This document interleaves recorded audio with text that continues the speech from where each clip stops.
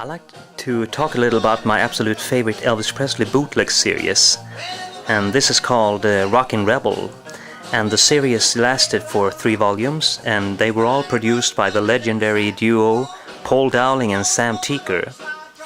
And in this clip I'd like to discuss its history and the history it created.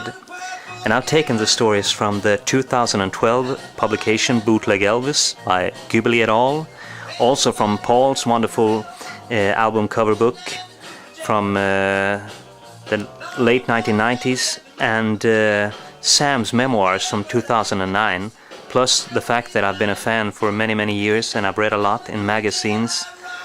So I like to discuss it. And a little context then. By early 1978, the duo of Theaker and Dowling had already worked for about 2 years, and they had released a handful of albums.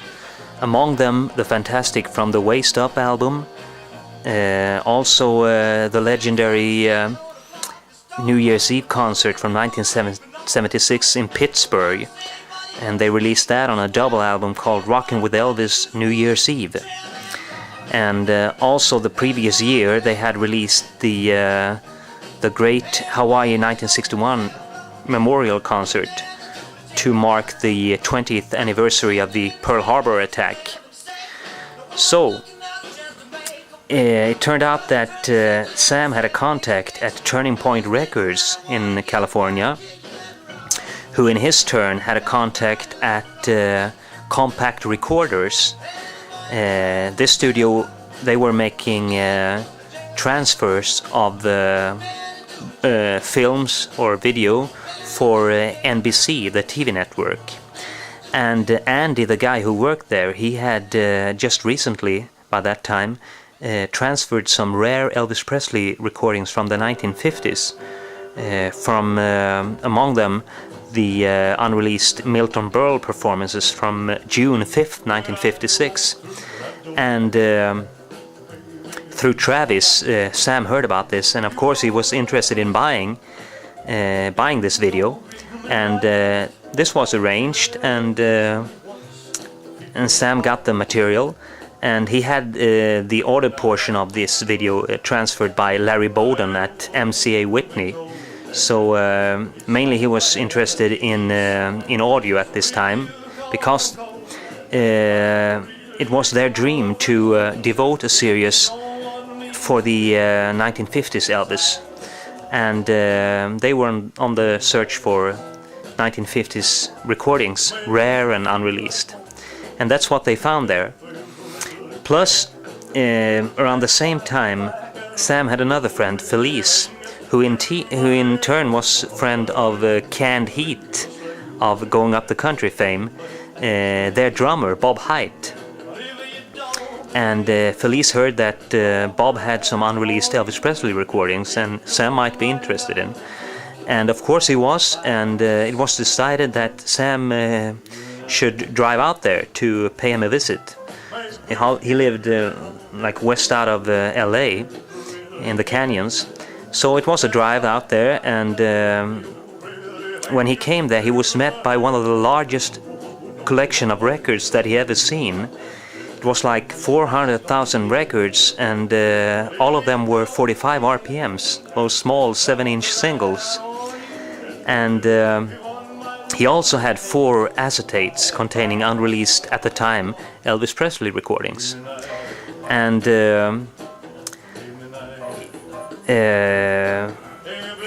when he was there, he called up Paul on the East Coast because he wanted Paul to listen in on those recordings. And Bob, he played them, and like me, when I hear something unreleased, I really get excited, and Paul got really excited on the phone, and Sam played it down because he didn't want Bob to get the impression that this was so unique. Otherwise he might decline selling them or raise the price or whatever. Read it in the fantastic book there. You'll get a laugh or many laughs from that story. It's great. And so Sam got to buy all these 4 unreleased acetates for $400 all in all. So now they had material for a new album. And another friend of Sam, named Glenn, he had an old songbook of Elvis Presley songs, piano chords or guitar chords or whatever. And one of the pictures there showed Elvis with his guitar swung over his back or over his shoulder. And it was a great shot because it was from top to toe a full-size Elvis. And Sam and Paul wanted that. They wanted like a full from top to toe Elvis to grace the cover of this album. But there was a problem with the photo in the book, because it was cut by the hand there on the left side, and also on the right side it was cut like there, so you didn't see both ends of the guitar. But it turned out that they had a friend who was an airbrush artist. His name was Jerry, and he had helped Sam and Paul with the previous release. So Sam contacted Jerry again, or Jeremy, and asked him if he could help and like correct or add because this was many years prior to computers and photoshops and everything. All the things had to be done by hand and manually, and Jerry, he worked wonders, because you can't tell. I mean, this portion is added, and also this portion is added here, and there's no way to tell. So it's an amazing album cover. If we look at the back side of it, there's really no back side of it, but so you see a cool full picture of Elvis. If we add both, I have two albums, if we add them, this is what it looks like. So it's an amazing album cover. And Jerry, he also helped them with the labels. If we took a look at the labels here, had a great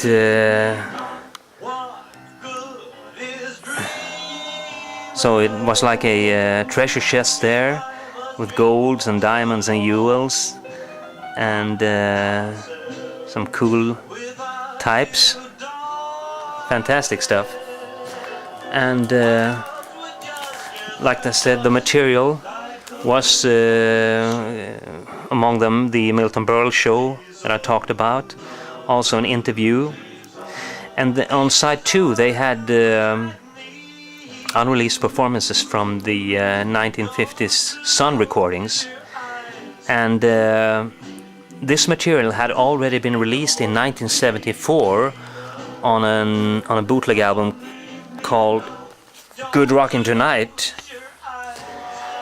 And this was quite rare. This was on the Bobcat label. And there was a Dutch man. He had been to the States in the early 1970s, and he had located a tape of unreleased Elvis Presley recordings. And I don't know if Sam or Paul used an original tape, or if they just dubbed it from this record here, that portion of the Sun recordings. I have listened to it, and the sound on the Rockin' Rebel album is a lot more, there's a lot more echo on it, so they equalized it a little differently, but I can't tell if it's a dub or if it's taken from the original tape, but it's good anyway. So this was a success, the Rockin' Rebel album, and like I said, it lasted for 3 volumes, and this one was released in early 1978, and in the fall of 1978 volume 2 was released, and this was another winner. And if you look at the cover here, it had even a shrink sticker there, and it included a 16-page booklet, and that was a first for a bootleg to include a booklet.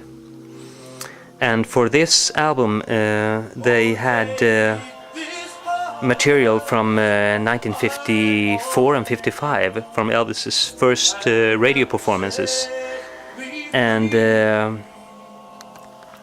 some of the material had already been released on smaller or on more limited edition albums, and among them was this one called Elvis the Entertainer. It featured, among others, the first radio broadcast of Elvis Presley singing live, and this was used for the Rockin' Rebel Volume 2.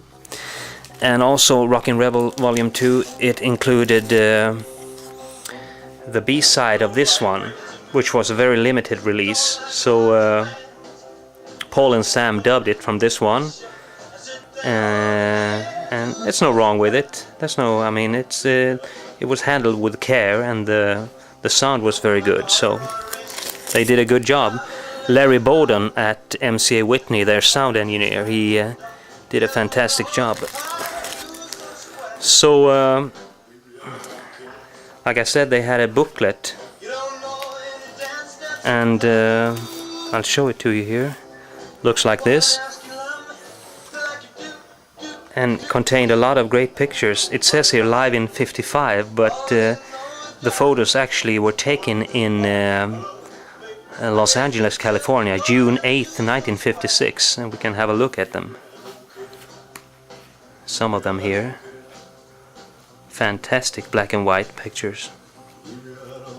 And one of those photos that made the cover for the 1992 release, The King of Rock and Roll, The Complete 50s Masters. So there's a nice connection that Paul and Sam contributed to RCA themselves, and Paul was much involved with the making of this one, so it was very cool. And this was released in the fall of 1978, and you know, Sam was tracking down those engineers from the Radio Recorders days, and he had not located everyone, but finally he located one guy, and he had outtakes from the 1950s saved on 2 tapes. So of course Sam was interested, and when he came out there, he found out that the material was from the Loving You picture, 1957, and he bought those tapes, and now they had material for another third installment in the Rockin' Rebel series. So in 1979 Volume 3 was released, and it was really, really great, and it featured among them rare recordings, Loving You, unreleased. Old Shep was probably a mistake, because it's the released version, so there was nothing unreleased with that one. But the other material is really, really great, and the sound is updated as well, so thumbs up. And they actually had planned a 4th volume of this one, but unfortunately there was a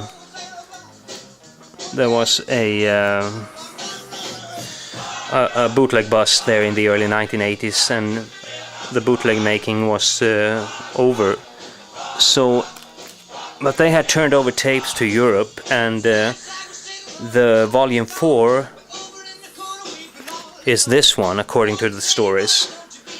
And this one was released back in 1983 in Holland, and it features the material that was supposed to come out on the Rockin' Rebel Volume 4 that never materialized in the States.